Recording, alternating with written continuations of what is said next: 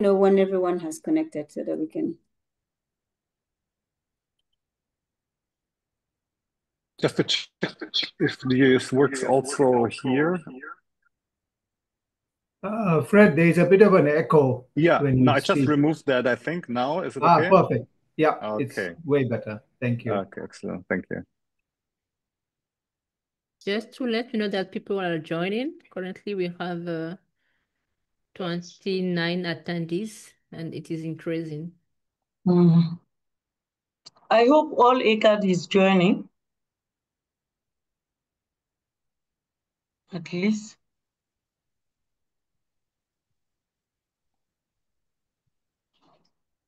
Good afternoon, colleagues. We will start shortly. We are just giving 2 minutes to allow other participants to connect. Thank you. Okay.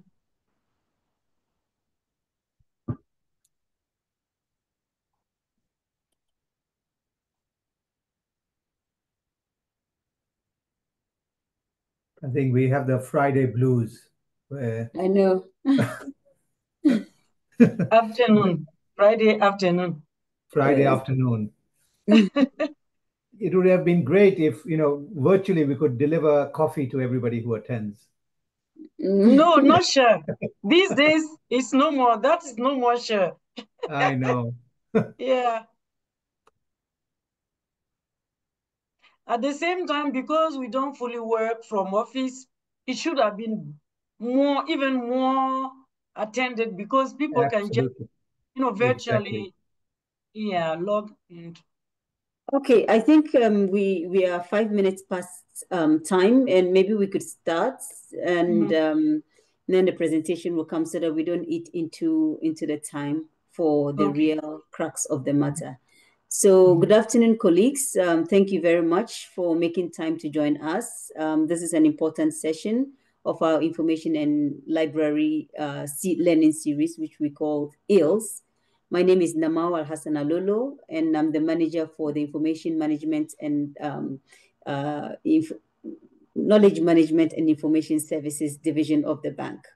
So I'll be the moderator for this particular event on empowering Africa, understanding the capacity gaps in fragile and transition context, particularly focusing on emerging lessons for better programming. And this is very relevant for us and also our stakeholders in countries. And today's discussion is both timely and critical as we work to enhance development outcomes in some of the most fragile contexts on the continent, understanding the structural issues and the capacity gaps are critical. The findings of the 4 country capacity development needs assessment, which we are going to delve into ad nauseum shortly, will offer us a unique window basically to delve into the realities on ground and opportunities that present us so that we can better tailor our programming in a much more effective manner.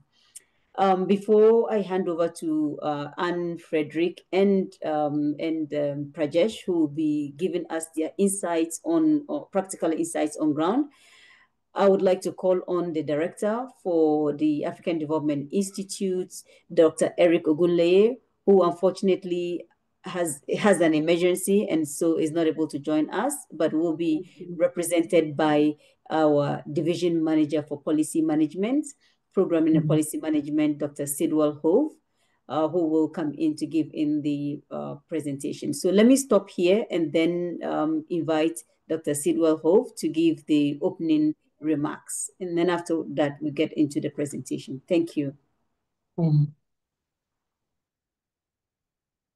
Thank you very much, Dr. Namau, for this opportunity. Good afternoon, colleagues. It's really a great pleasure to speak to you this afternoon. So I'm going to give the opening remarks on behalf of the director of the African Development Institute, Dr. Eric Ogunleye, who is not able to join. So once again, it is a great pleasure to welcome you to the third edition of the Information and Library Learning Series. I remain deeply encouraged by the enthusiasm and engagement this platform continue to inspire. It reflects your strong commitment to fostering internal learning, cross-departmental knowledge exchange, and a deeper understanding of the bank's strategic and national priorities across regional member countries. Today's theme is Empower Africa, understanding capacity gaps in fragile and transition contexts, which speaks directly to one of the bank's core mandates, which is strengthening capacity development to improve development effectiveness in fragile settings. This session, therefore, transcends learning to reinforce our role as a knowledge institution, generating strategic insights that can guide our programming and engagement from the onset. As we often say, no matter how much financial support is mobilized, development outcomes will remain limited if countries lack the human, organizational, and institutional capacities needed to absorb and effectively utilize those resources. Unfortunately, capacity deficits remain one of the most persistent challenges in fragile contexts, constraining public sector performance and the delivery of essential services. In response, the bank group launched the Country Capacity Development Needs Assessment, CCDNA, as a flagship initiative under our Capacity Development Strategy 2021 to 2025. This initiative is designed to help both the bank and our regional member countries to identify and address key structural and operational capacity gaps. The CCDNA goes beyond diagnostics. It is a practical tool for enhancing quality at entry by spotlighting systemic constraints early and ensuring that capacity development is integrated throughout the project and program cycle. This process is rooted in country ownership with inclusive consultations involving national stakeholders and development partners. Validation workshops have increased awareness of national priorities and bolstered commitment to integrate capacity needs into planning and delivery. We have completed 5 CCDNAs in fragile states, which includes Central African Republic, Guinea-Bissau, Libya, Somalia, and South Sudan. So this covers Central, East, North, and West Africa. These assessments have revealed not just recurring institutional challenges, but also actionable solutions and pathways for reform. This positions the bank as a champion of policy and programmatic excellence, particularly in the continent's most complex development environments. While we will briefly revisit this CCDNA methodology today, our focus will be on emerging lessons. These lessons have real implications as they help us sharpen programming, enhance government engagement, and tailor interventions to country realities. Common issues such as limited fiscal space, low absorptive capacity, and implementation bottlenecks are challenges, but also opportunities for strategic investment in institutional strengthening. And for us, these insights are very critical. They help to translate diagnostic findings into meaningful interventions and strengthen our impact in fragile contexts. Today's discussion will therefore not just be technical, but will also be strategic as well. I therefore encourage you to fully engage in the conversation, share your reflections, and think about how these findings can inform your own work. Your insights are vital to ensuring that our learning translates into lasting change. Thank you once again for being here. I look forward to an engaging session and to seeing how we together turn lessons into action for stronger programming and greater development impact in our transition countries. Thank you very much. Thank you. Over to you, Dr. Nama. Thank you, Dr. Sidwell.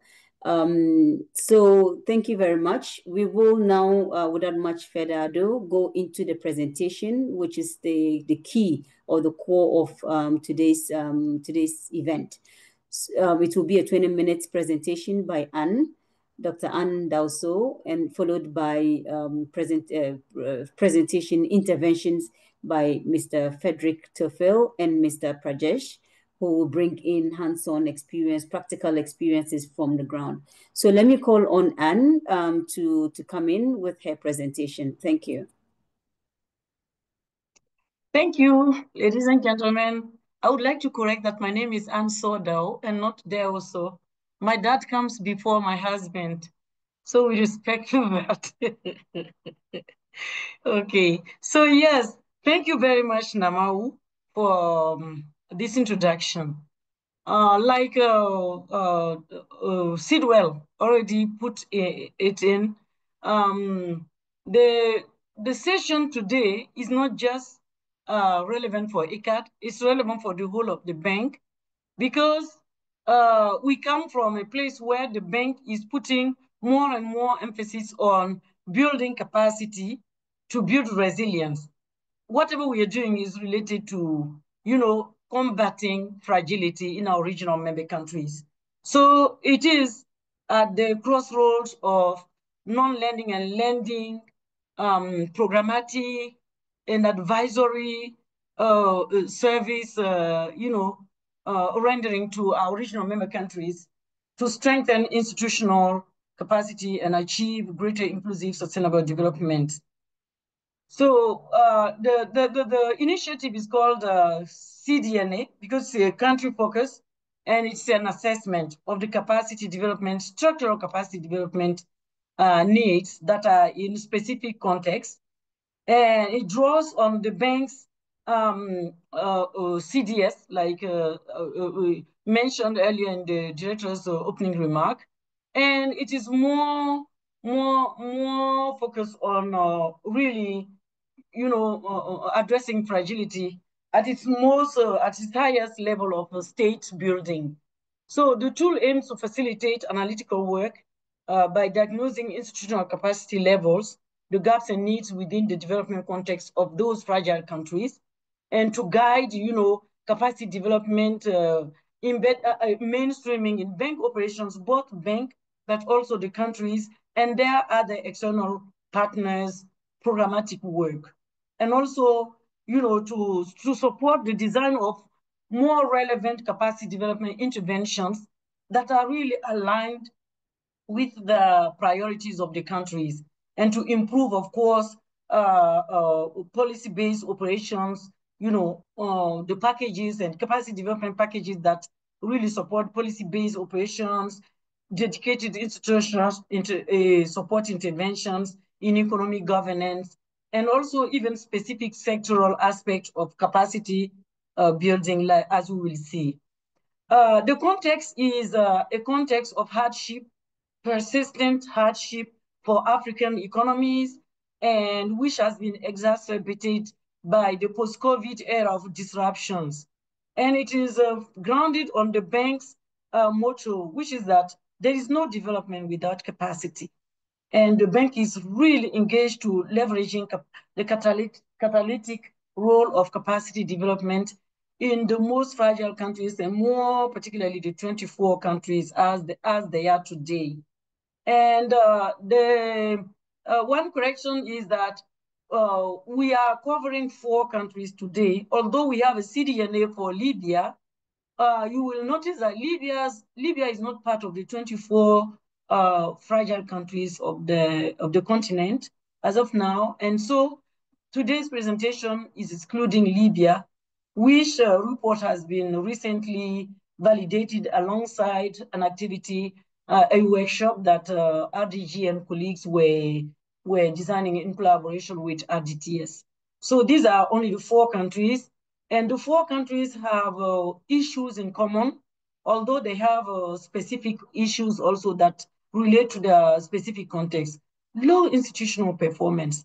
fragmented management systems, inefficient development management in its whole, and more specifically, financial management performance is one of the most critical areas of underperformance and fragility.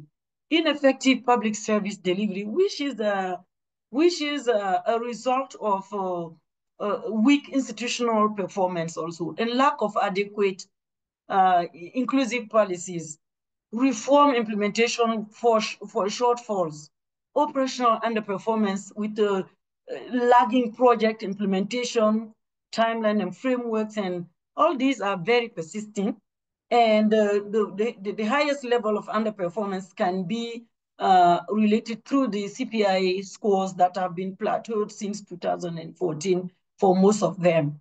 So the CDNA delves into the specific context of each country and appraises the depth of the capacity challenges and the priority in the demand of capacity development. And also it provides guidance for what types of interventions we should contemplate and design and deliver in each context. So the selection is quite straightforward. It's based on the context of fragility, using the fragility indicators as assessed, and the peace building and economic damage condition of each of the countries, and countries' commitment to reforms. These are the main criteria for undertaking the CDNA, although there are other criteria that should be related to the bank's internal process for the country programming, such as CDN or CSB development. These are also things to consider. And in the timeline, but at least in terms of the eligibility, these are the most prominent factors that we would consider. But there is also the case of senior management commending, the conduct of assessment, which was the case of the Libya, because there are emerging issues that the bank wants to address. So the methodologies is quite straightforward. Desk review, internal consultations, external consultation, and country consultation, and which we call validation, and then followed by finalization and dissemination of the reports. So the analytical framework entails those elements, the steps, the tools, and the outcomes. The output is a diagnostics report highlighting the capacity gaps and also prioritizing those gaps, because we cannot fund everything. We cannot address everything at the same time, and also making sure whatever we are identifying as priority is not only aligned with the country's national development plan, but also with the bank's newly adopted 10-year strategy. So the assumption and expected impacts. We assume that if the identified CD activities, actions are implemented and sustained by the countries, the following transformative results will be seen in those countries, which are strengthened state functions, the soft function of government to improve the provision of public services to citizens in a very inclusive way and sustained way. Improved institutional resilience, which is also something that can help better face fragility, even anticipate fragility triggers, and instead of letting fragility, come and take its seat and then try to, to address it. And better integration of development planning and budgeting in the countries, with more effective aid coordination at the country level, using different donor agencies, because we consult with them during the process. We believe that it helps coordinating support for the demand of capacity development by the countries, but also internally in the bank, it improves capacity development mainstreaming by the operational department. And also it's an improvement for the portfolio of the countries, because the capacity gaps that we address, we identify, include operational project delivery competencies and capacity and specific challenges that we know that we target through our other capacity development activities. And cross-border benefit, there is cross-border benefit because we should also we should also analyze regionality of fragility and how fragility, cross-border issues can expand fragility or contain it depending on what action we identify. So there are common findings and there are country highlights that I will share with you. And then there are differences that we found that we thought that we should share with you so that we fully show the picture of each country. So there are diversity of contexts, but common institutional issues like persistent socio-political instability, limited capacity in M&E and result management culture, and accountability frameworks that are lacking almost everywhere, inadequate statistical systems that do not allow proper policy, evidence-based policy making and management, high staff turnover and low technical expertise, that also weak performance in economic and financial management systems, lack of robust accountability, like I said, and critical capacity gaps, which are key across the public sector and even beyond, and also poor coordination and weak alignment within the government nexus. So these are the main findings that are shared by all 4 countries. Now, going by country, the highlights for Central African Republic, it ranks 191st out of 193 93 countries, not 93rd. In 2022 HDI, which identified critical capacity gaps in PFM, national planning, and sector strategy formulation, very weak controls in terms of PFM at the control level, and national capacity development, national strategy development to contain the fragility on a longer term basis is very critical, and weak technical capacity for project management because which is related to the very limited absorptive capacity for development resources that are most of the time mobilized but not used in a timely manner, and disconnection between the sector plans that are the most the prominent sectors of the National Development Plan is not really, there is no real connect with the aligned with the sector plan. So, but there is, however, a strong national demand for inclusive governance, institutional reform, and domestic resource mobilization, which is a positive way of introducing the plan for the support to address the capacity demand for capacity development. In Guinea-Bissau, which is 179 out of 193 countries on the HDI for the same year, 2022, the issue is most prominent is low domestic resource mobilization and no medium-term expenditure framework adoption consistently, with weak institutional framework and lack of coordination across the public sector, very siloed public sector functioning, severe deficiencies in statistical systems and planning and project cycle management capabilities, and the emphasis on strengthening public administration. That is what the dialogue shows, local governance and national M&E systems. But there is opportunity for capacity building in inclusive planning and fiscal discipline. For Somalia, 193 out of 193, the last of the countries on the 2022 HDI index, underdeveloped public administration, policy frameworks very ineffective and limited technical expertise, institutional fragmentation, limited coordination again across the government ministries and agencies, and severe human capital deficit with weak national systems to manage donor project and public service delivery. M&E needs strengthening, of course, fragile but improving tax system, and low sustainability of project results, with strong emphasis on building the core function of the state in budget execution, audit, and civil service reform. But because you know that the nature of the fragility is war-driven.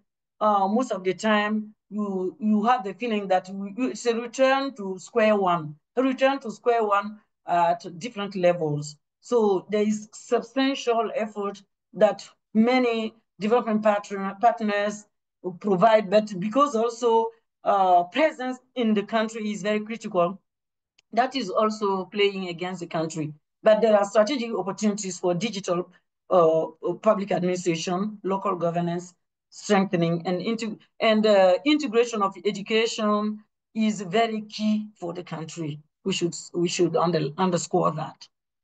In South Sudan, 192 out of that comes just before Somalia. There is deep capacity gaps in PFM and the sectors of energy and agriculture, and also in project management performance. These are the core in the most sectoral capacity issues when it comes to absorbing development resources. Health and education and road sectors are prioritized though, but with this weakness at the higher level, it's difficult to achieve significant development results that are lasting. Regulatory deficiencies in those key sectors, and the industry. And there is long-term sustainability issues in project management requiring sustained capacity development. This is a country where we have the least of capacity development actions because of the limitations linked to security issues. And there is excessive reliance on oil revenues and opaque oil revenue management, but partially implemented plans. And development of a roadmap to transition from humanitarian response for sustainable development is being considered. But there is very strong national demand for macroeconomic stabilization, institutional reform, and PFM strengthening also in South Sudan. What are the key difference that we identified? We have identified three key aspects: governance and political stability, PFM, and MNE. MNE and learning and accountability, we should say. In Somalia and South Sudan, they face political instability, of course, and insecurity threats, while in Guinea-Bissau and Central Africa, it is due to political volatility rather than conflicts. So this is quite descriptive. In PFM, Somalia is struggling with low domestic revenue mobilization, as is also the case of Guinea-Bissau, by the way, but it continues to rely on external aid. Whereas South Sudan, which is oil-rich, has difficulties managing resources, particularly due to the volatility of the oil market, and they have issues with ensuring budget transparency also, which is PFM related also. In Guinea-Bissau and Central African Republic, fiscal management remains weak, but there is focus in improving expenditure control and building functional budgeting systems and frameworks that are linked to their national planning and development plans, national priorities, to say so. But the building of these an effort where they should, in coordination with all their partners, put effort and invest more.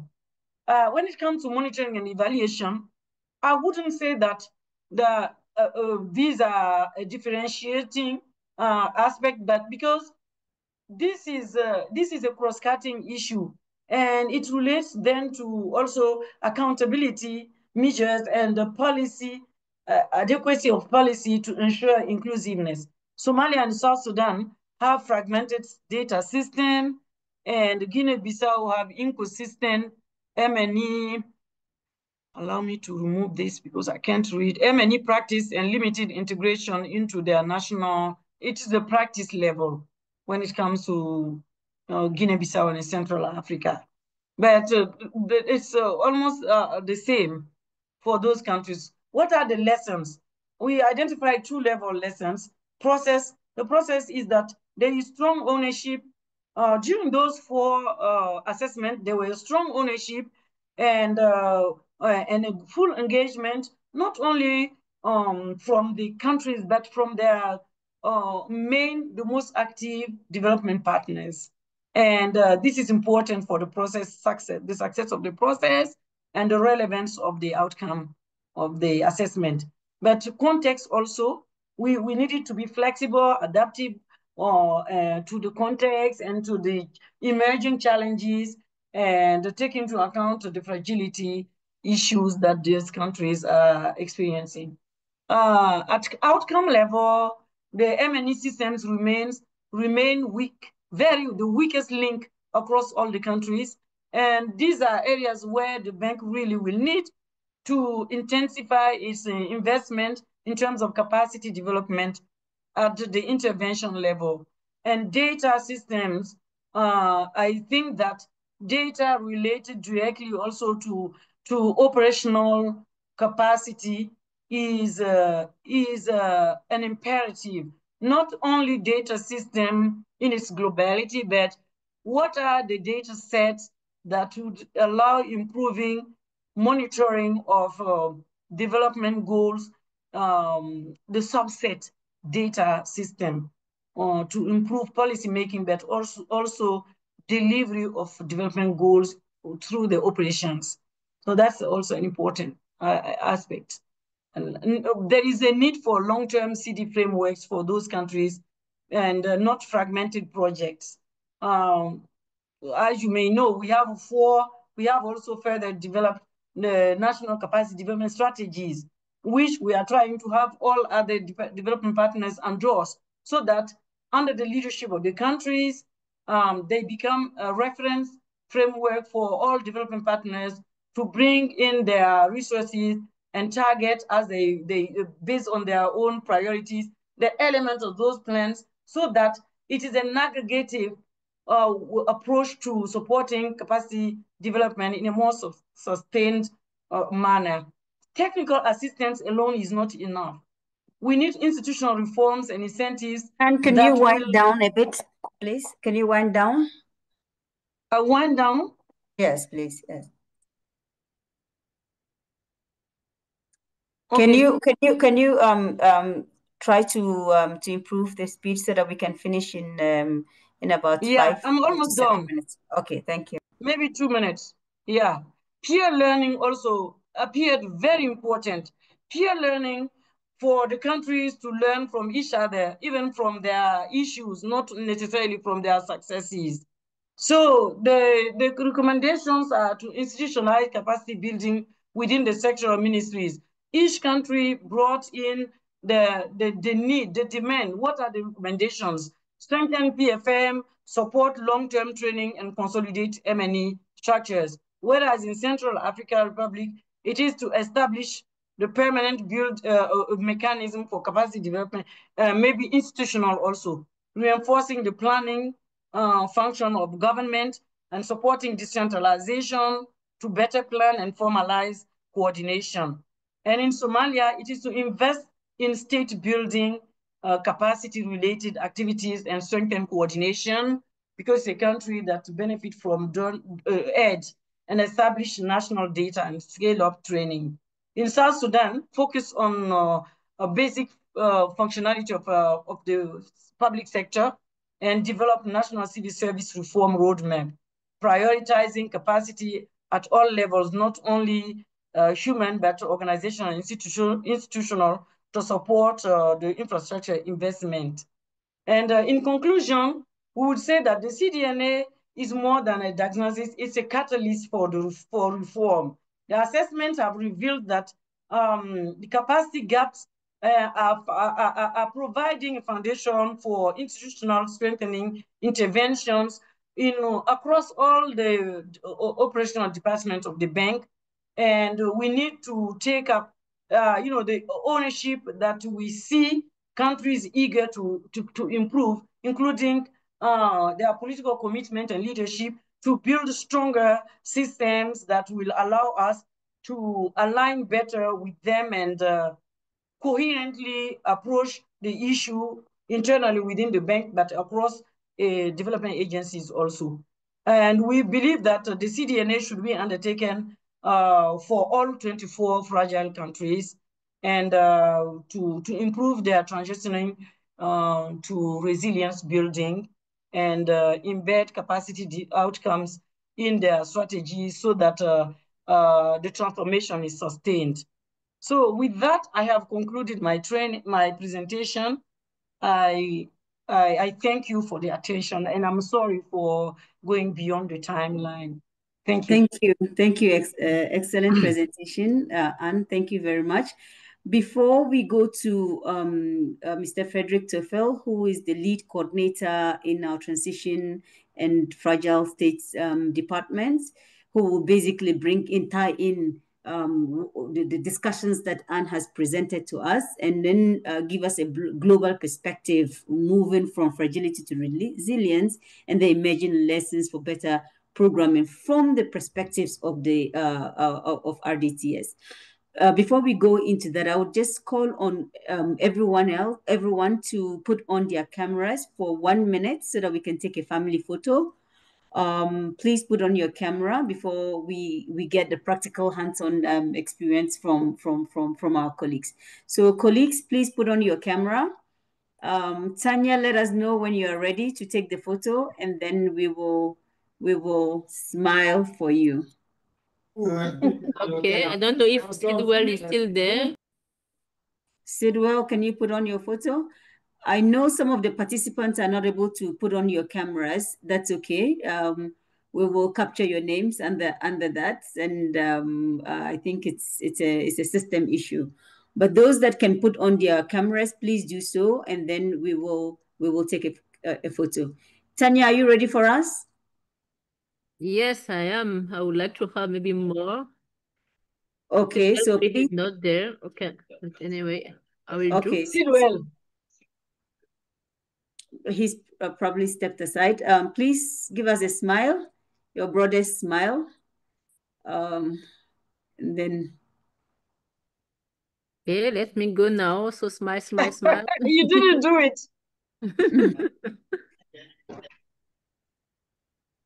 Okay, perfect. It's done. Thank you. Oh, Sidwell is there now. So just give me 1 second. I'll do Sidwell. Oh, again? Okay. Yes.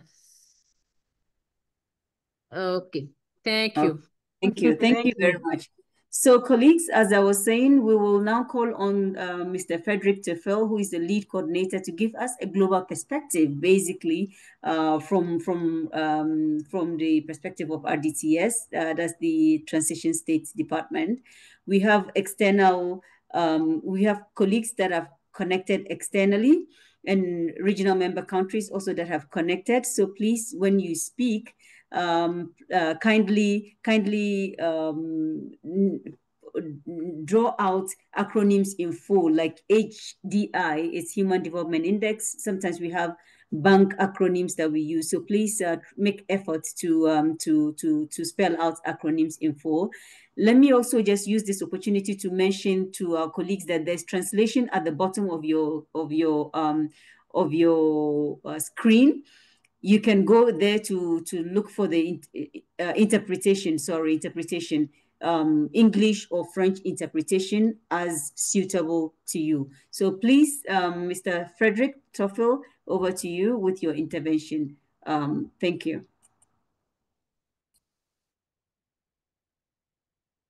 Yes, hello everyone. It's a pleasure to be here with you, and thanks so much to Anne and Namabu and Seedwell for organizing this important event, and it's a pleasure to contribute to it.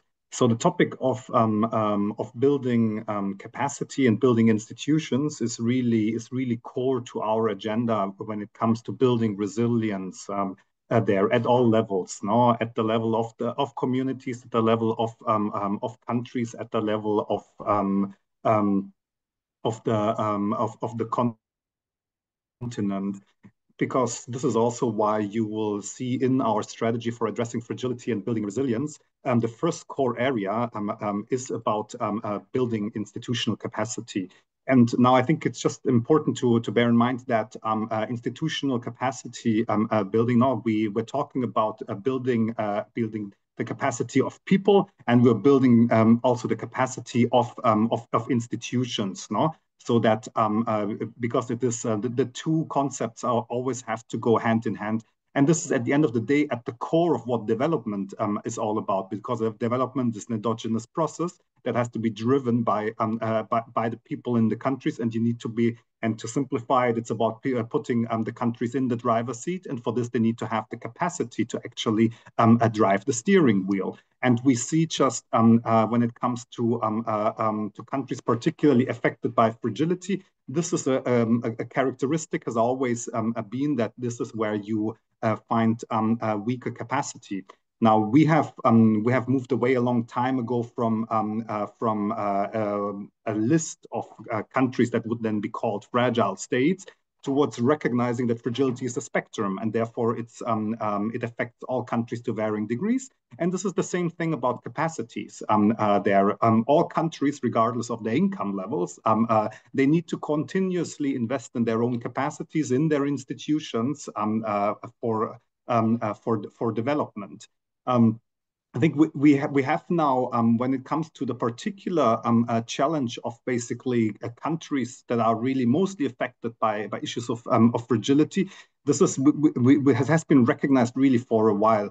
Like just last year, the Nobel Prize for Economics was actually awarded to a group of economic and political science scholars that studied this in much more detail. These were Darren Acemoglu, Simon Johnson, and James Robinson. And over 10 years ago, they published also a book called Why Nations Fail. And one of the key dimensions there was really about this importance of building effective institutions, legitimate institutions, inclusive institutions that can drive the development process.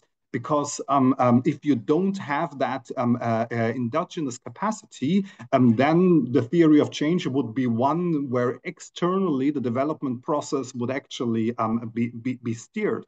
But we know that this doesn't work like that. So this is why it is key to build capacity, build effective institutions. Now, the challenge is, and this is one that we still face today, is like how to best go about this. Also, there was then some 10 years ago a concept that was coined by Land Pritchett, and this was isomorphic mimicry. So what that meant was basically there was an observation that efforts to build effective institutions were mainly focused on kind of adopting processes, procedures that kind of mimic institutions in other environments. But then what basically results on paper is not actually implemented. So you end up basically with more with shells, but they don't actually implement what they're supposed to do. And this is really a challenge because also for us as we engage there, it's the same thing like when you promote reforms, and there can be many reforms that can be adopted, but then implementing the reform is again another story.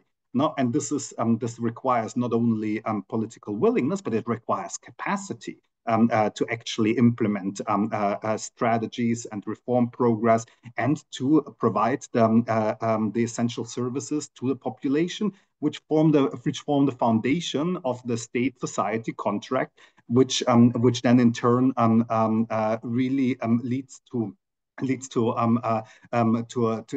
a harmonious development process. So I think it's therefore for us, the way we look at it is capacity building is something that is really transversal.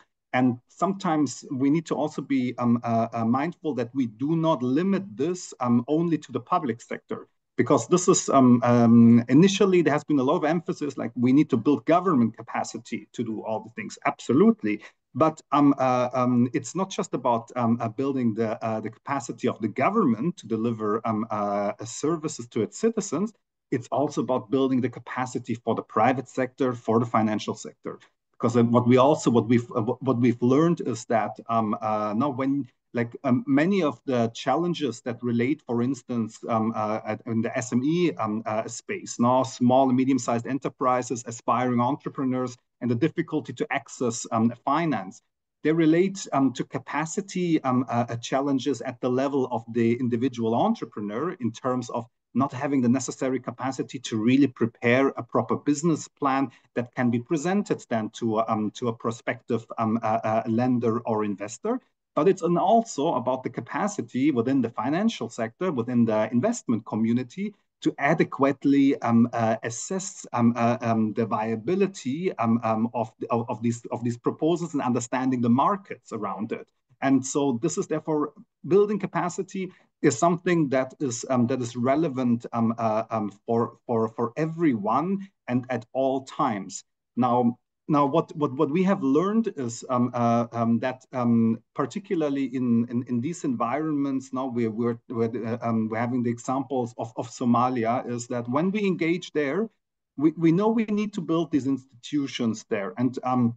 And this is also what we're doing there. We're having now a number of institutional support programs, not targeting the National Bank for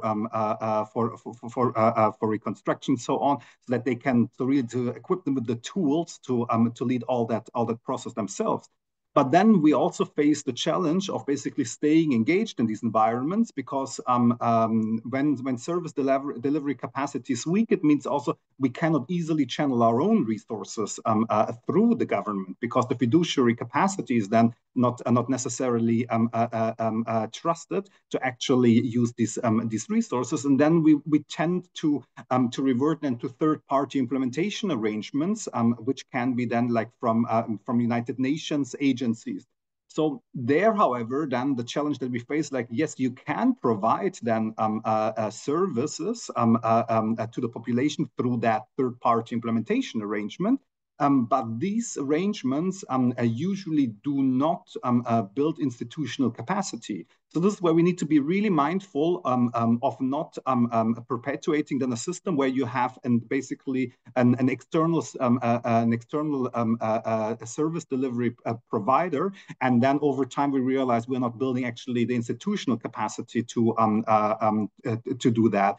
And similarly now this is also relevant then there for less fragile environments, is that we have come to a business delivery model right now within our industry, where we work a lot with project implementation units. And now these project implementation units, again, like they help you achieve your objective of basically now processing all the procurement-related aspects and ensuring the fiduciary oversight and all these matters there, but they can act as separate entities within a ministry, and even create a competition and absorb technically qualified personnel from the national administration to go and work within the project implementation unit, because the salary might even be higher. And so then if then the industry basically has that, then you have a lot of PIUs within different ministries. But these BIUs, there isn't the theory of change really that we have seen that they will build lasting institutional capacity. So that's why we do need to always ask ourselves these questions, like how can we build capacity? And I think one of the ways also where we see these things getting married is, for instance, as we now see the introduction of results-based financing, because results-based financing, just the process of trying to get there, not requires you to invest in the capacity then there nationally, so that then the government can receive these resources, and you combine basically institutional support dimension with a policy reform dimension and an investment dimension. And so it's therefore important to consider institutional capacity building as something has to be mainstreamed and carefully thought about in the design of each and every operation that we do. It's not just in terms of the impact dimension. No, this is actually pretty high because this is what we ultimately are aiming for when it comes to our development aspirations. I think then just now Frederick, you have 2 more minutes to round up. That's fine. Yeah. Then Okay. I think what some of the lessons learned that we've also had there is that we've also experimented with not basically with diaspora coming in, providing technical assistance through some kind of secondments, and so this can work in some contexts, but in others it really can be detrimental even, no, because there can be issues around salaries and so on, and you might achieve short-term objectives, but on the long term you may fail. So this is where ultimately what we have seen, what really works is if we have patient institution building approaches. Where you keep working with the same ministries there over a long period, and you continuously invest in their capacity. So it's no longer a project approach, but it's actually a programmatic long-term dimension. And this is, for instance, I think in Togo is one example where we really in the area of public financial management for a decade. I think we've done a lot now, and we've seen improvements when it comes to budget integrity, domestic resource mobilization, and so on. And now my last thought there is like we now with the advent of artificial intelligence as well, and we do need to really look at the opportunities that this offers for us to do things differently, and allow to bridge some of the capacity gaps there, and then with some technological solutions as well. Thank you so much. Okay, thank you very, very much for this excellent intervention, Frederick. We'll come back to you and Anne and all the presenters during the Q&A for you to basically expand on some of the issues, the thought-provoking issues that you have raised. Let me call on to Prajesh, our last speaker, before the Q&A session comes in. Mr. Prajesh, who is the lead coordinator within the Vice Presidency of Regional Development, Integration and Business Delivery, who will basically bridge the gaps, essentially between the two presentations, presenting us with strategies for navigating capacity challenges in transition states, basically from the complex perspective. And Prajesh was also the country program officer in Sudan, so he will also be sharing probably practical experiences as he lived in Sudan for many years. So, Mr. Prajesh, over to you. Thank you. Thank you, colleagues, Namau and Anne and other colleagues for organizing this important subject matter on understanding capacity gaps. I'll try to be maximum 7, but maximum 10 minutes so that we really have some questions, but also feedback from all of the colleagues who are connected. Because the idea of this is there's no one answer. And I think the presentation by Anne, presentation by Fred, focuses a lot on the different diagnostics, the different approaches, what works, what doesn't work. And there is no one panacea in terms of the right one. So my intervention today will be more from the operational perspective. At the end of the day, as we all know, the AFDB's main bread and butter is projects, and it's our approach to try to help the development needs of our member states. And as it's a clear statistic that continuously, year by year, we have a high percentage of flagged operations, what we call red flagged operations, mainly due to slow implementation, slow procurement, and disbursements. This issue has been raised by various evaluations, audits of portfolios, audits of country offices, IDAB evaluations, and also study tour recommendations from visits done by executive directors and advisors. So we are constantly, this issue on capacity gaps is in front of us, and we sitting in the front office of operations with our soldiers on the ground at country offices and regional hubs. This is something we are constantly being faced by, the weak capacity in our regional member countries. And for me, though the context of this session was on fragile countries, and I think as Fred mentioned, capacity gaps exist in all countries. I have been a country program officer in a middle income country like Egypt. There were capacity gaps there. And of course, let's be honest, there are capacity gaps, skill mix gaps, even in the Western world, where there are certain skill mix which are in need, and the system of training, etc., is not churning out more. So the second bucket that I'm going to be, apart from just bringing out the main issues or the operational perspective, is what do we do? How do we ensure that we build capacity at the project level in these countries without the need to continually train? I think we are reaching a point where we need to think of more holistic solutions. We need to think of solutions that work in that country context, but also thinking of other alternative approaches. And of course, we collaborate with ICAD, we collaborate with the countries, and we also collaborate with our development partners. And I will come to that in a short while, because at the front office, we are currently in discussions with development partners on how can we partner with various programs.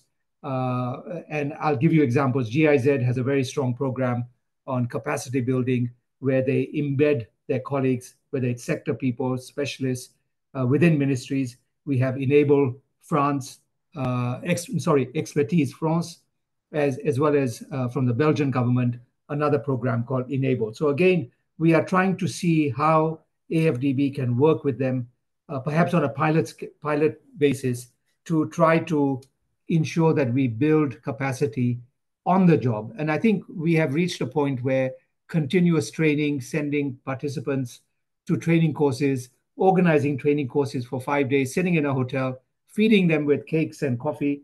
The learning is not penetrating. And again, the best learning is on the job where people are available. And I'm hoping that with the introduction of artificial intelligence, etc., that this will facilitate capacity and more on-the-job training. So again, as I mentioned earlier, we are really trying to focus in our deliberations with our development partners, GIZ, AFD, and the Belgian corporation, on how we can try to look into on-the-job training. I think this is something we need to focus on so that there is embedded expertise, not just from the outside, but also with time, eventually, there is a pool of experts that are available in the countries. And again, through our country offices, through our regional hubs, it is something that we need to try to ensure that we continuously monitor and have a database of experts that are available that we can recruit, be it on a framework agreement, to help project teams, especially PIUs, executing agencies, with their specific needs. On external training, of course, it's a tool that is available. There are many training institutes within Africa. We don't nowadays have to look to sending people from our continent to Europe or to the US or to Australia to do training. There's enough training institutes within Africa. And again, these are institutions that we perhaps should be helping to really make sure that they are able to provide customized training for the capacity gaps that are being identified by these CDNAs, but also through the various reports that are coming out from within the bank. I think the future is also looking at AI and also digitalizing some of the capacity training needs. How do we ensure we use that methodology to impart basic training? So apart from just physical training, hopefully with technology, with more high-speed internet across the continent, this is also something that we can try to promote. I think another aspect is also trying to really encourage at the country level peer-to-peer mentoring.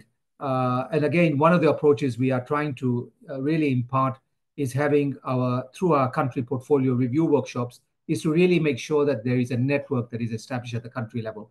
A procurement officer sitting with a water project in Lilongwe should be able to contact the equivalent of the procurement officer who may have more knowledge, more experience, with a procurement colleague sitting in a project on transport, and how can they help each other when they hit issues or impasses when they're looking at their problems to be solved. So again, trying to create this peer support at the country level is very important. And then, of course, finally, we also trying to encourage and working with our partners, especially under the G20 MDB reforms, where we try to ensure that there is 100% harmonization, especially in areas such as ENS, procurement. We are almost there, especially on procurement. But again, on ENS, I think we have some differences. But I think this is also another push that we at RDVP are trying to ensure, so that we ensure that we are not trying to train any training that a person at the country level who joins a training at the World Bank for a project funded by the World Bank, that skills he or she has learned should be immediately available for the AFDB project that that team member may be working on eventually. So I think with this, I will stop here because I really want to use this chance, apart from me telling you guys about what is the issues that we are trying to grapple with at the operational level, is to also hear from all of you, especially if you have good practices, good lessons learned. This is all part of an exchange. It's not a lecture series, but it's really to exchange ideas and also to hear from you. But thank you very much, and I will stop here. And of course, I'm available, as with the other colleagues, for all questions raised. Thank you. Thank you, Prajesh. Excellent conclusion. So that we can dovetail easily into the next segment, which is the Q&A. So basically, Prajesh has summarized it. It's not a monologue. It's a conversation essentially, and it's a two-way conversation between the panelists and the audience. So at this point, we would like to invite the audience to come in, raise your hands if you have any comments, feedback, input, something that you want to add to what they have said. Please raise your hands, and we will call you in accordance with the order that it came. Namau, just to say that there are questions I have been trying to provide my personal review response. This is a sharing and learning session, so that maybe you and the team, I'm drawing your attention to the fact that there is that conversation going on in the background. Where is the conversation going on the Q&A? Yeah, on the chat. In the chat there, okay. yeah. Okay. So let's take the live questions, and then we will come to the Q&A questions so that you can respond to them. So I have Yanel Yaya Soro. Please, can you come in? Tanya, can you unmute Yaya? Yaya, please proceed. Hello. Yes, we can hear you. Can you hear me? Okay, yes. Thank you. Good afternoon. My name is Yaya Soro. As you can see, I work as an operation program coordinator within PICU. Particular interest in how we can improve, let's say, the effectiveness of programming in fragile and transitional context. I would like to thank you for the insightful presentation. I have one question and one comment. My question is, in a context where institutions are weak or in transition, how can we best balance the need for immediate service delivery, let's say with the longer term goal of building institutional capacity? I would like also to know if there are examples where this balance has been achieved effectively. This is my question. In terms of comment, if I may offer a reflection, for example, in many fragile or transitional setting, informal community system often fill gap left by the state. I wonder if in our programming effort, we sufficiently recognize and leverage these existing local capacities as part of more sustainable approach. I'll be interested to hear the panel's views or example of such integration in practice. Thank you. Okay, thank you. Excellent questions. Question and then comment. Let me call on to Young Omorin. We'll take a few and then we'll give the panelists the opportunity to respond. Ian, please proceed. Okay, thank you very much for the opportunity. So my name is Ian Gumarin and I work with ADIA. So just on the back of what Mr. Pajesh mentioned around GIZ's work as an example where there are embedding colleagues within ministries to provide on-the-job training and support. Just wondering if there has been an assessment of how sustainable that is, and also how do you manage attrition where people who have received this training within the government systems are retired or leave the service? So how do we maintain that momentum? How do we ensure that the skills transfer is being sustained within the ministries or the government systems? Thank you. Okay, thank you, Yang. Ransom Lenkunzi. Thank you. Do you hear me? Yes, please. Yes. Thank you.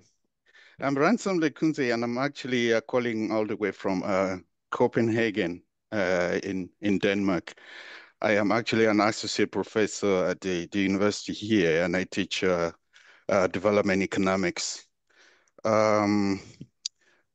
Thank you for this very fascinating opportunity for us to exchange in the area of capacity development. And I think my question goes to Frederick. And I think Frederick did mention something that really touches me very closely. It's about the role of the diaspora.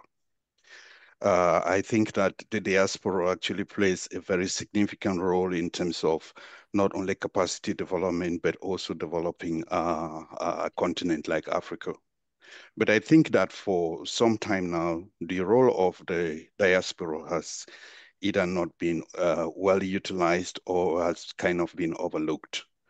I see the diaspora as like the 55th country within the continent. And for some time now, we have limited the diaspora's role to cash transfers, which is not appropriate. The diaspora can do better than just cash transfers, especially in the areas of capacity development. I take myself as an example. I've been visiting lecturer at Makerere University and the University of KwaZulu-Natal in South Africa. I could see the significant impact that my role played in actually uplifting the capacity of our African folks. You mentioned the challenge that sometimes their role is very limited because it is more project-based instead of being programmatic-based, so there's no kind of a long-term follow-up. I do agree with that, but I'm also just thinking that the bank could do more in terms of engaging the diaspora. Try to see if they can create kind of like a database of the experts reading the diaspora and trying to align them with the capacity development needs of the bank and tap into the resources of the diaspora even more.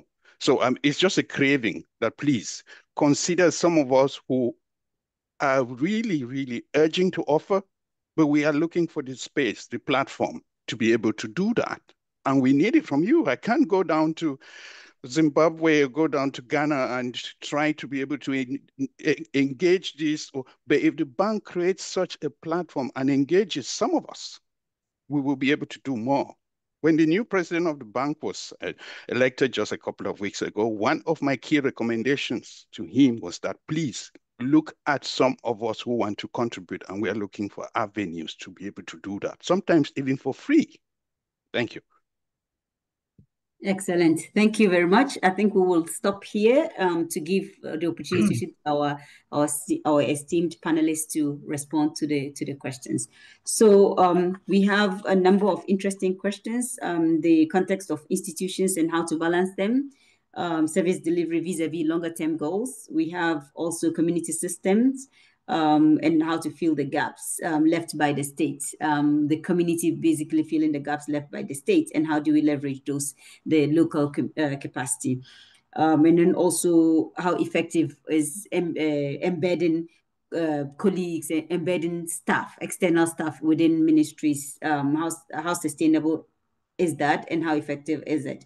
Maybe your thoughts on that, and also the issue of the diaspora. So let me call on Anne to take the question that is relevant to you, and then we'll go to Frederick, and then Prajesh, just in the order of your presentations. Thank you. Thank you. I hope I remember all the questions, but some of the questions that prompt at my relate to, for example, community level. Of course, community action is one of the pillars of resilience building, not only in terms of targeting from donor perspective, agency perspective, I should say, supply perspective, but even in terms of demand perspective, in terms of analyzing the context, you can see that there are so many local initiatives that build resilience. But also we should understand that the fragility is a spectrum, and not only a spectrum, but fragility is a very, very, very complex, multidimensional, and very differentiated depending on the context. In the face of political fragility, you would not see you would not approach the solutions the same way you would analyze purely economic fragility, let's say financial management related governance fragility, for example. So we have, luckily enough, among those 4 countries, different types of fragility. So when you consider a country like Central African Republic, torn by war, back to resilience building, you know that the role of community development actions has been essential and continue to be central and paramount. That is why the CDNA found that effort in investing in the genuine decentralization is important, because the policy making at the central at the central level of government is also one of the issues for building resilience unsuccessfully.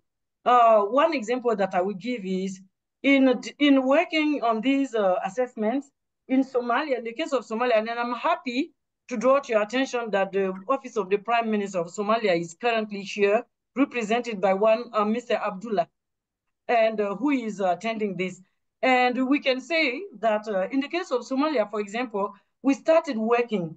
And because the issue of penetration is difficult, consultation was so difficult to go to the decentralized level, but an NGO, an external NGO called us and had a meeting with us to tell us that, look, I think it's a Netherlands-based NGO that called us and said, look, you need, if you are really trying to analyze the issue of Somalia and bring in, identify the issues that are really relevant, you need to carefully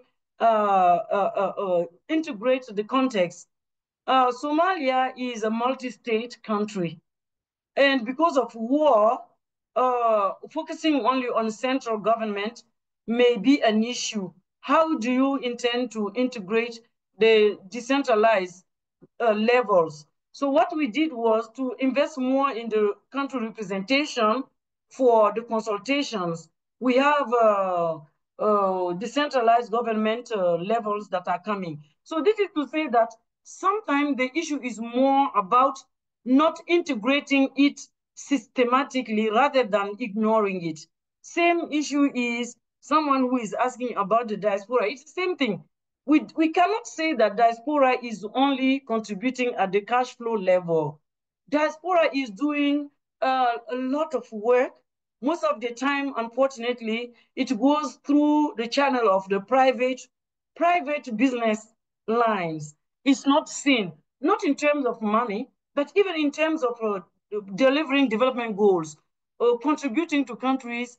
It is not always captured. That is the least we can say, but diaspora is very important. and whether communities from within or communities from outside, I believe that community contribution to capacity building and capacity building for resilience is very important, very present, very demanded, but also existing. I would say that. One of the issues someone said is training.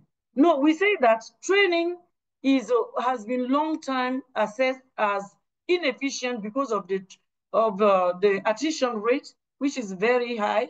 But when we talk about capacity development, we should not think of training. I always say that training is 10% of capacity development. And even more than that, knowledge is also serving capacity development. So training it's true, but what we are doing these days is to move away from training individuals to capacitating individuals and systems and organizations and institutions so that it is sustained. We don't want to train an individual as XYZ. If there is any training, it is part of the institutional transformation intervention that we discuss and design together with the country or the ministry, and the transfer of the outcome, whether in terms of skills or tools or policies, is defined ahead of time. How are we going to reinvest whatever comes as an outcome of that intervention? So training is no more a training of individuals. It is a training for institutional building to cement the institutional strengthening activities, training being a very small portion of it. Of course, we cannot combat attrition rate because it exists everywhere and it is beyond the control of development partners that are external to the country. This is part of the national dialogue and consultation. But Pradesh said something that there are various opportunities today to seize. Digitalization, we are considering this digitalization as one important avenue for transformation in Somalia and also in other places. As a matter of fact, the government is pushing us hard because one of their key things, the government is well aware, they want digitalization of the public space to serve also other sectors as the private sector. Frederick talked about the private sector. We should not consider capacity development as the sole business of the public sector. Private sector can contribute to capacity, but it has to find the right institutional framework and tools to be there, to be incentivized, to participate, and to use its own tools also and its own space to improve the conditions. So private sector should be fully involved and included, and it has been in all 4 countries: academia, civil society organizations, private sector, community organization, international NGOs, other development institutions, all have been there. So this is just to say that everything that has been said here, whether by the other panelists or the questions, have been integrated, and we continue to further explore at the bilateral level now with the countries to see what are the most prominent opportunities to seize, to better target the things that we saw. And this will be also the stage that we are going to take internally as we talk, whether with the operations or within ECDP as the knowledge hub of the bank. Thank you. Let me stop here. There are other questions that Yes. and Frederick can touch. Okay, thank you. Frederick, please proceed. Yeah, thank you so much, Ransom, for bringing up the topic of the diaspora. And I think when you look at the overall at the development industry, I think we have not done in general enough to engage with the diaspora, be it on the financial side or the technical side. But I'm also certain that this is going to change because of just the shock that that our industry is going through right now, with ODA levels going down and therefore also a greater emphasis on the role of the private sector and just other actors. And of course, as a bank, we look first at the financial dimension, and their remittances to the continent are about $100 billion a year. This really dwarfs what we see in terms of ODA or FDI. Now, how much this has actually been harnessed so far, that is, I think, an area where we need to do more, and we're already working on it. So, for instance, we are working with the African Union and then with the International Organization for Migration, particularly around how we can harness better the role of remittances, because we do need to mobilize more capital for the continent there. But I fully agree with you that that this should not be limited to just a financial engagement, and that it requires a more a programmatic approach to it, and also see what is it that that diaspora can contribute beyond money. I think some of the challenges that institutions like ours then also face is that this can be very diverse, basically engaging with a multitude of actors. And what we see basically now, things that are working on when it comes to diaspora engagement, it's really driven by the initiative of the diaspora themselves there. No, I mean, this is where the miracles then happen.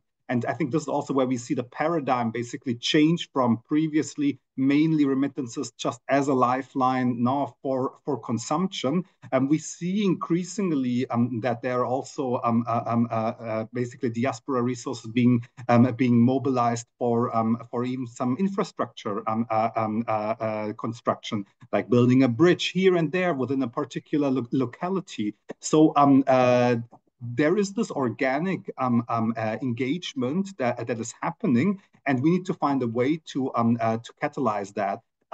There are certainly, based on the experience of past approaches, some limitations to trying to be fully on top of that, not to centralize that. I think databases, this can be part of it, but we should not be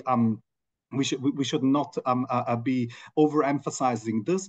Ultimately, it's a matter of connecting opportunities there, and I think, and also simply facilitating any transaction that and contribution that people want to make, because there are significant hurdles that exist, financial and non-financial, that we just need to help overcome. But certainly, I think this is when it comes to tapping into the potential of the diaspora.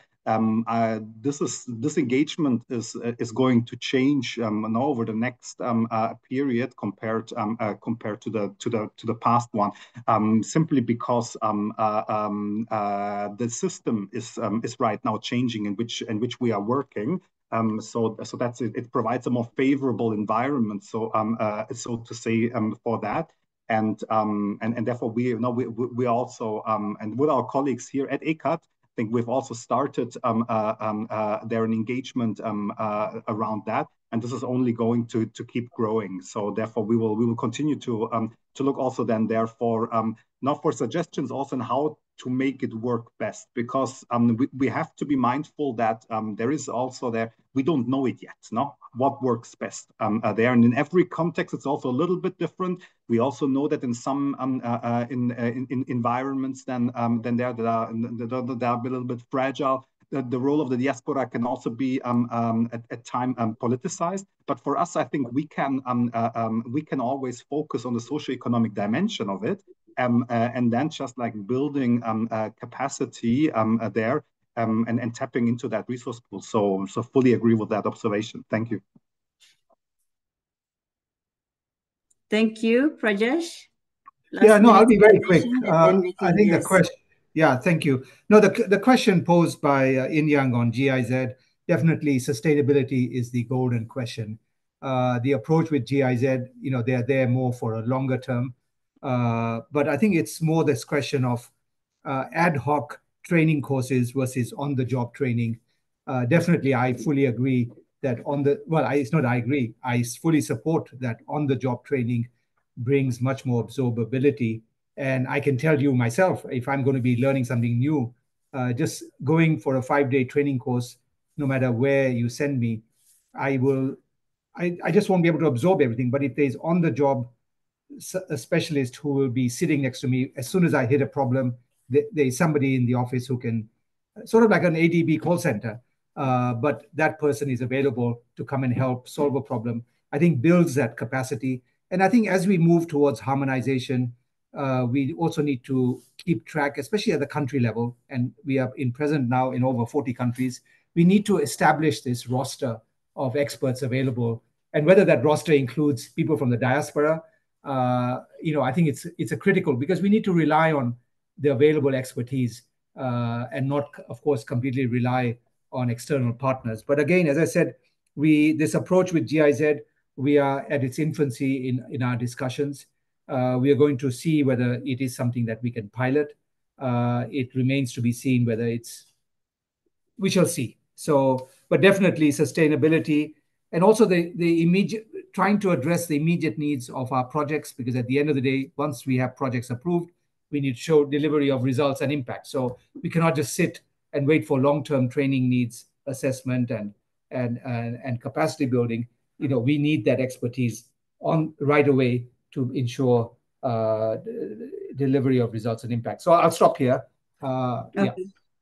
Thank you, Prajesh. Thank you to everyone. There's just 3 questions in the chat box that I'll throw to Frederick. I think they relate to your earlier intervention. If you could just in 1 minute, and then we have one question, Abdulaziz. I'm just allowing a little bit of overrun because we started slightly late. So Abdulaziz, I will come to you. Let me ask Frederick these questions. In fact, Frederick, you can look at them. What are the mechanisms for PPPs to deliver maximum benefits? The other question is also if there's any project prioritization frameworks, maybe probably from RDTS perspective. You could answer it from a DCS perspective, and then tax exemptions to private sector as foregone. So, but any of the panelists can look at this. I want 1 minute intervention each. Let me give it to Abdulaziz to ask his question, and then if there's anybody else who has a question, please raise your hand. I'll give 1 minute because we cannot go past 3:40, and then we close. So Abdulaziz, proceed with this, and then if there's any other question, please raise your hand. I'll give you 1 minute to go in, and then we can round off. Thank you. Abdulaziz, Abdulaziz, please proceed.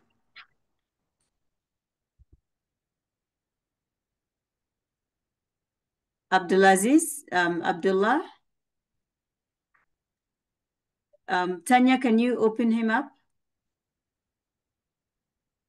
His Tanya? mic is open, actually. Everyone. Yeah. Okay. Proceed, please. Yes, proceed. Okay, thank you, Namu, and the rest of the webinar, the panelists and the audience also. My name is Abdullah Abdulaziz. I have no question, but I would like to Somalia is at a critical juncture where digital transformation must be treated as a strategic priority to close capacity gaps and improve governance. Currently, Somalia ranked 191 out of 192 in the UN's E-Government Development Index.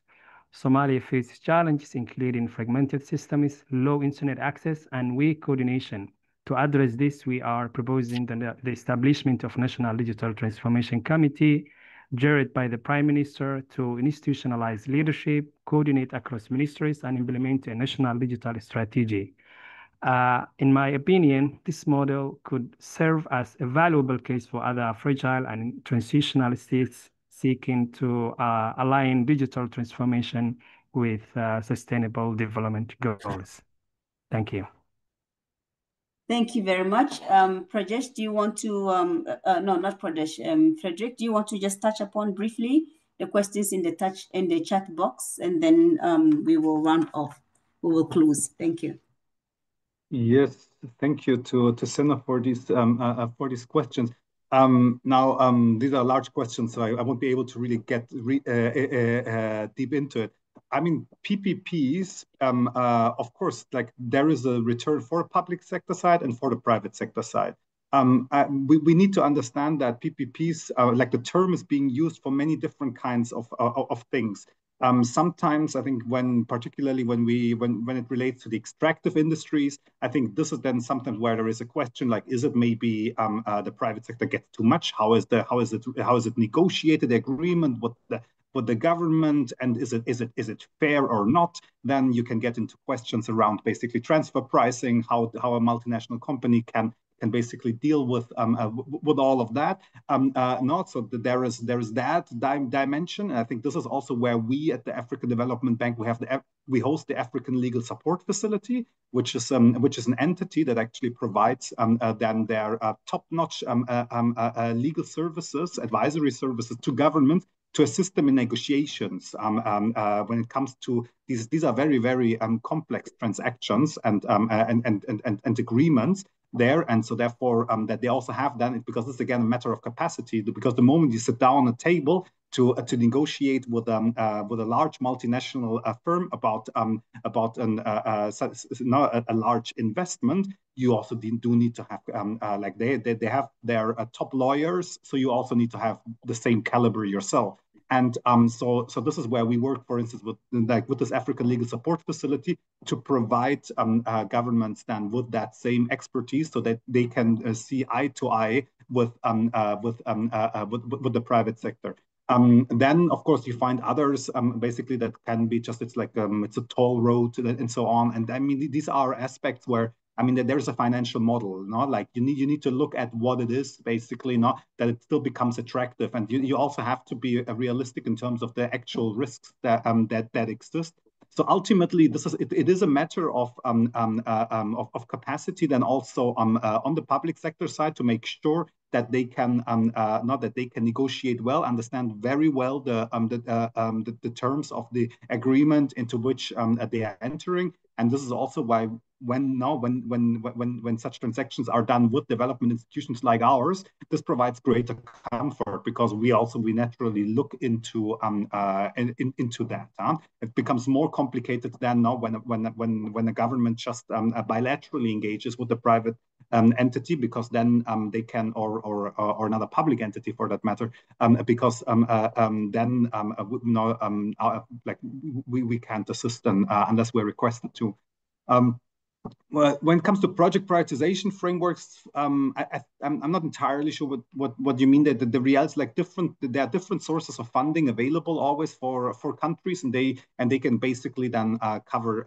Some are sectoral, there others are more generic. I mean, so what we are trying to just do, the way we work at the bank, is then to make sure that an investment does not do any harm, because this is very important, because investments can do harm if they're not managed well, and instead, so therefore we want to make sure that they do well there. And I think then tax exemptions, I think this is really something very, very specific there. But maybe we can have a chat about that then bilaterally. Thank you. Thank you very much, Frederick. And thank you very much to all the presenters. I would like to provide the closing remarks on behalf of our director. We have come to the end of this enriching session. We will have other sessions in the near future, and we'll communicate accordingly, so you could join us. So on behalf of the director of the African Development Institute, I'd like to thank you for making time to join us today and actively contributing to what has been an important and timely conversation. Today's conversation has reinforced the critical importance of capacity development at all levels in achieving development outcomes, particularly in fragile and transition context. And one thing that Prajesh, I think, mentioned, which we didn't delve so much into, was peer-to-peer learning. And what came to mind was also the fact that there have been countries that have really pulled out of transition context and fragile context into thriving economies like Rwanda, like Cote d'Ivoire. So there could also be potential of cross fertilization of learning across countries, right? And we as African Development Bank can be the conduit to facilitate that kind of learning. And we have also been challenged on the diaspora, which we will take further and reach out to the diaspora organizations as we move forward. So the presentations have provided a clearer picture of both challenges and opportunities in strengthening capacities in our regional member countries. And we would like to thank the presenters and give them a big round of applause for the excellent presentations, but also to the audience for your thought-provoking comments, questions, etc. You have challenged us in different ways, and we will reach out in due course to further this conversation. So let me thank you. And on this note, we will declare the session officially closed.